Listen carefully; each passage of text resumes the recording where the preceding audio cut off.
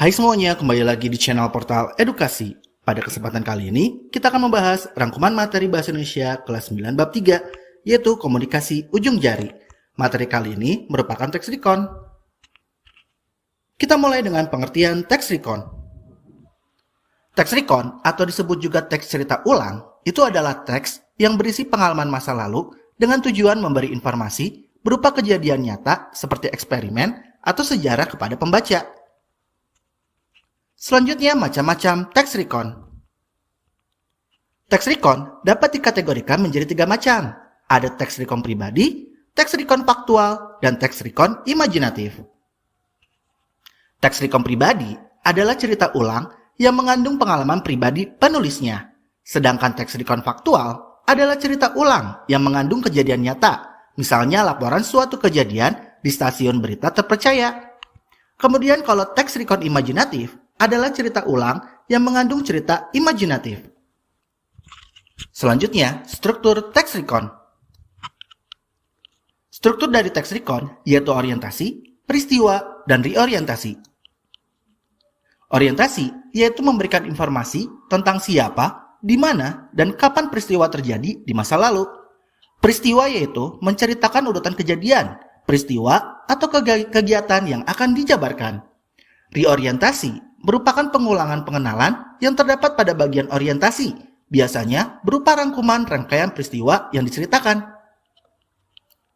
Selanjutnya, membedakan fakta, asumsi, dan opini di dalam teks recon. Fakta adalah hal atau keadaan atau peristiwa yang merupakan kenyataan atau sesuatu yang benar-benar ada atau terjadi.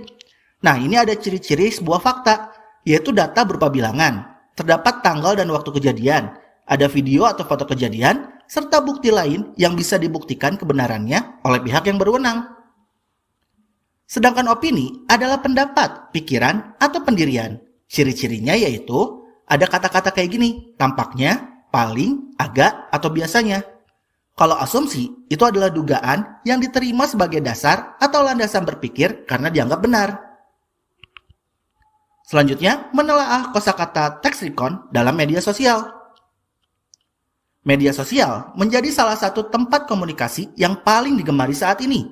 Komunikasi tersebut melahirkan banyak kosakata baru. Contohnya selfie, merapat, hoax, typo, stalk, garing, dan sebagainya. Awalnya, kata-kata tersebut hanya untuk senda gurau, tetapi semakin lama semakin luas penggunaannya. Selanjutnya, kata serapan pada teks recon. Dalam teks recon, pasti kalian akan menemukan kata-kata serapan.